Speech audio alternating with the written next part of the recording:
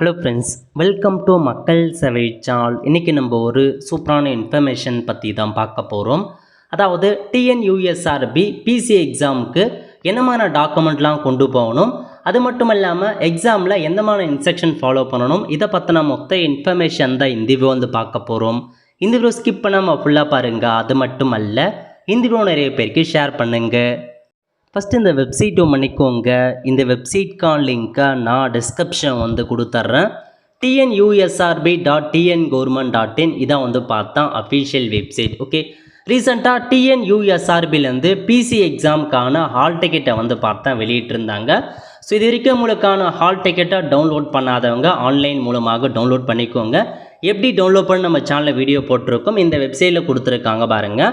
So hall டிக்கெட்னு இருக்குது. இந்த option நீங்கள் கிளிக் பண்ணிங்க அப்படின்னா இந்த மாதிரி தான் ஒரு பேஜ் ஓப்பன் ஆகும். இதில் போயிட்டு உங்களுக்கான யூசர் ஐடி மற்றும் பாஸ்வேர்டு, ஸோ உங்களுக்கு அப்ளை பண்ண சொல்ல யூசர் ஐடி மற்றும் பாஸ்வேர்டு கொடுத்துருப்பீங்க. அது ரெண்டுமே என்ட்ரு பண்ணிவிட்டு சைன்இன் அப்படின்ற ஆப்ஷன் நீங்கள் கிளிக் பண்ணிங்க அப்படின்னா இந்த மாதிரி தாங்க டேஷ்போர்டு ஓப்பன் ஆகும். இல்லை மூணாவதாக கொடுத்துருக்காங்க பாருங்கள், பிரிண்ட் ஹால் டிக்கெட்னு. இந்த ஆப்ஷன் நீங்கள் கிளிக் பண்ணிங்க அப்படின்னா இந்த மாதிரி தான் ஹால் டிக்கெட் ஓப்பன் ஆகும்.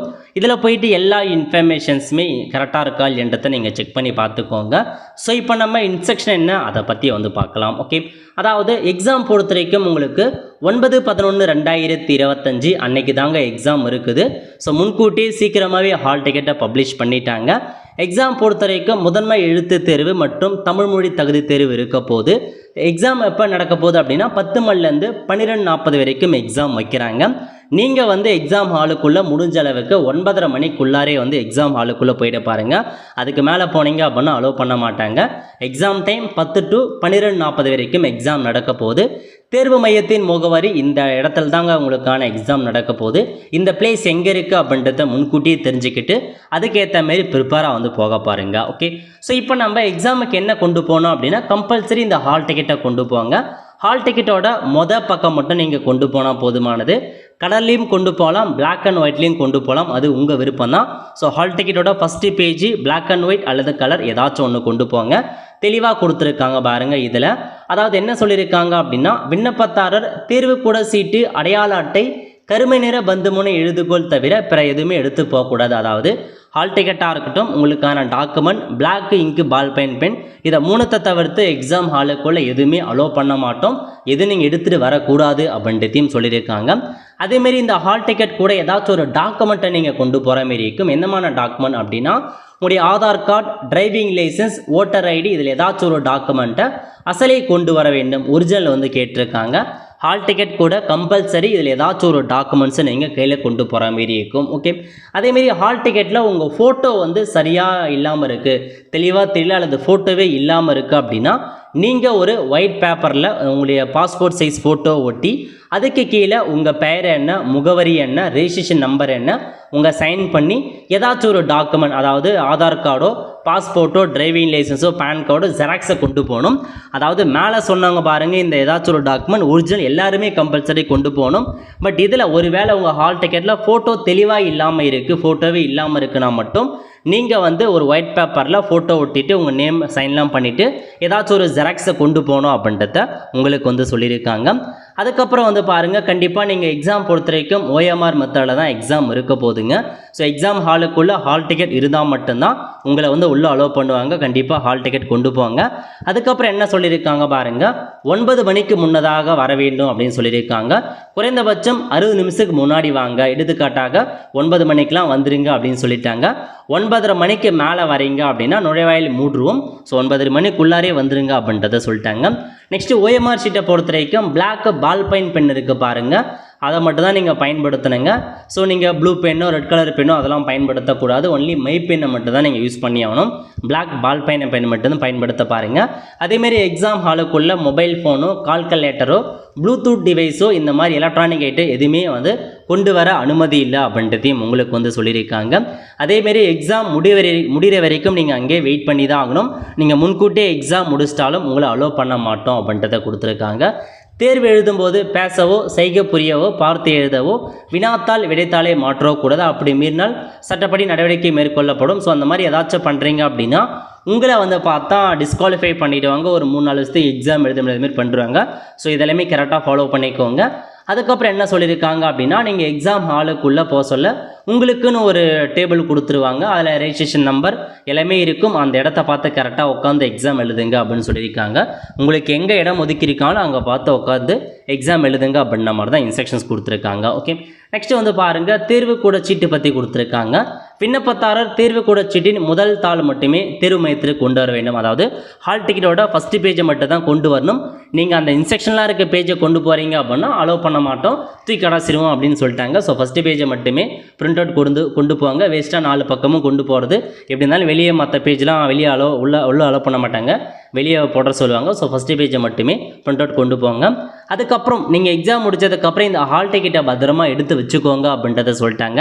ஏன்னா நீங்கள் ஹால் டிக்கெட்டை மிஸ் பண்ணிட்டீங்க அப்படின்னா திரும்பலாம் வந்து நீங்கள் ஹால் டிக்கெட்டில் அந்த சம்மந்தப்பட்ட கண்காணிப்பாளர் சைன் இருக்கும். அது வந்து ரொம்பவே வந்து இம்பார்ட்டன்ட். ஸோ எக்ஸாம் முடிஞ்சதுக்கப்புறம் தூக்கி போட்டுறாதீங்க, அந்த ஹால் டிக்கெட்டை பத்திரமா வீட்டில் எடுத்து வைங்க. அதுக்கப்புறம் ஓஎம்ஆர் விடைத்தாள் பற்றி கொடுத்துருக்காங்க. ஸோ உங்களுக்கு வந்து பார்த்தா ஓஎம்ஆர் ஷீட் ஃபஸ்ட்டு வந்து ப்ரொவைட் பண்ணிடுவாங்க. அந்த ஓஎம்ஆர் ஷீட்டில் வந்து உங்களுடைய ஃபோட்டோ, உங்களுடைய இன்ஃபர்மேஷன்ஸ் எல்லாமே கரெக்டாக இருக்கா, உங்களுக்கு தான் அந்த ஓஎம்ஆர் ஷீட்டா அப்படின்றத செக் பண்ணிக்கோங்க. ஏன்னா அவங்க கொடுக்குறவங்க ஓஎம்ஆர் ஷீட்டை மேபி உங்கள் இப்போ வேறு ஒரு ஓஎம்ஆர் ஷீட்டை கூட மாற்றி கொடுக்கலாம்.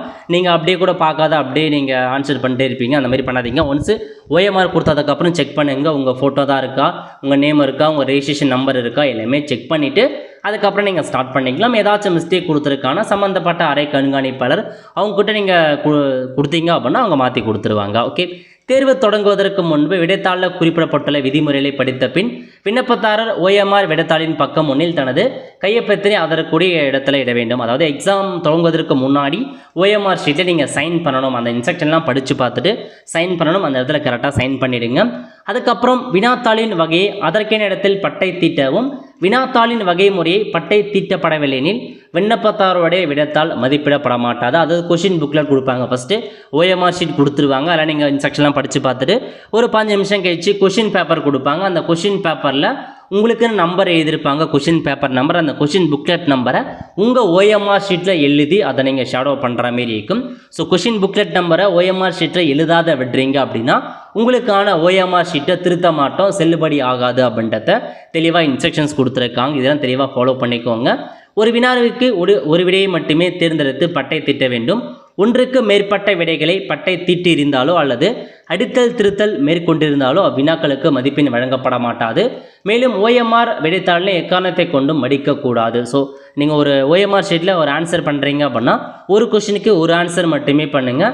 ஸோ ஒரே கொஷினுக்கு 2 ஆன்சர் ஷேடோ பண்ணுறது, இந்த மாதிரி டிக் மார்க் பண்ணுறது, இன்ட்டு பண்ணுறது அதெல்லாம் கூடாது. அந்த கரெக்டாக ரவுண்டு மறைகிற அளவுக்கு ஷேடோ பண்ணால் போதுமானது. அதேமாரி ஓஎம்ஆர் ஷீட்டை மடிக்கக்கூடாது, அந்த மாதிரிலாம் சொல்லியிருக்காங்க. அதெல்லாம் நோட் பண்ணிக்கோங்க. அதுக்கப்புறம் தேர்வு நிறைவுற்ற பின்னர் எக்ஸாம் வந்து முடித்ததுக்கப்புறம் ஓஎம்ஆர் ஷீட்டில் பக்கம் 2ல் அதற்கான இடத்துல பதிவிட வேண்டும். அதாவது அவங்களுடைய பெருவிரல் ரேகை இருக்குது பாருங்கள், அதை நீங்கள் வந்து பார்த்தீங்கன்னா அவங்க இங்கிபேடு கொடுத்துருவாங்க. எக்ஸாம் ஹாலில் இங்கிபேடில் உங்கள் லெஃப்ட் தம்ப் இம்ப்ரெஷனை அந்த ஓஎம்ஆர் ஷீட்டில் வைக்கணும். அதேமாரி ஒரு இடத்துல சைன் பண்ணணும் அப்படின்ட்டு சொல்லியிருக்காங்க. அது எல்லாமே எக்ஸாம் முடிஞ்சதுக்கப்புறம் தெளிவாக பண்ணிக்கோங்க. எல்லா இன்ஸ்ட்ரக்ஷனுமே சம்மந்தப்பட்ட அறை கண்காணிப்பாளர் தெளிவாக சொல்லுவாங்க. அது எல்லாமே நீங்கள் தெளிவாக பார்த்துக்கோங்க. அதுக்கப்புறம் வந்து பாருங்கள், ஸோ ஓஎம்ஆர் விடைத்தாள் மற்றும் வினா தொகுப்பு ஆகியவற்றில் குறைபாடு பேதம் இருக்கிறதா என சரிபார்க்கப்பட்டார் அவங்களுடைய சைன்லாம் பண்ணுவாங்க அப்படின்ற மாரி சொல்லியிருக்காங்க. அதெல்லாம் நோட் பண்ணிக்கோங்க. ஸோ நெக்ஸ்ட்டு வந்து பாருங்கள், ஒரு சில தண்டனை, அதாவது இதெல்லாம் மீறுறீங்க அப்படின்னா அதுக்கான தண்டனை பற்றி கொடுத்துருக்காங்க. வினா தொகுப்பு, ஓஎம்ஆர் விடைத்தாள், தேர்வு கூட அனுமதி சீட்டு, அறிவிக்கை ஆகியவற்றில் குறிப்பிடப்பட்டுள்ள விண்ணப்பதாரர்களுக்கான அறிவுரையை மீறினால் ஸோ விண்ணப்பம் நிராகரிப்படுவதுன்னு உங்களுக்கு வந்து விலக்கி வைக்கப்படும். தற்காலிகமாகவோ நிரந்தரமாகவோ உங்களை டிஸ்குவாலிஃபைட் பண்ணிடுவோம் அப்படின்றத சொல்லியிருக்காங்க. ஸோ இதெல்லாம் பேசிக் இன்ஃபர்மேஷன் நோட் பண்ணிவிட்டு எக்ஸாம் கரெக்டாக வந்து பண்ண பாருங்கள். இதெல்லாம் கொண்டு போனால் போதுமானது. ஸோ இதுதான் உங்களுக்கான இன்ஃபர்மேஷன். ஸோ கண்டிப்பாக எக்ஸாம் எழுத போகிறவங்க இந்த இன்ஸ்ட்ரக்ஷன்லாம் தெளிவாக படித்து பார்த்துக்கோங்க. எல்லாமே கொண்டு போங்க. ஹால் டிக்கெட், அதுக்கப்புறம் ஒரு டாக்குமெண்ட், அதுக்கப்புறம் உங்களுக்கான பிளாக் இங்கு பாயில் பென், இதை மட்டும் கொண்டு போனால் போதுமானது. வேறு எதுவும் கொண்டு போக தேவையில்ல. எக்ஸாமுக்கு முன்கூட்டியே சீக்கிரமாக வந்து போக பாருங்கள். ஆல் த ஃப்ரெண்ட்ஸ், கண்டிப்பாக இந்த பிடிச்ச லைக் பண்ணுங்கள். அது மட்டும் அல்ல, இந்த வீடியோ நிறைய பேருக்கு ஷேர் பண்ணுங்கள். அடுத்து ஒரு நிலையில் சந்திப்போம். நன்றி, வணக்கம்.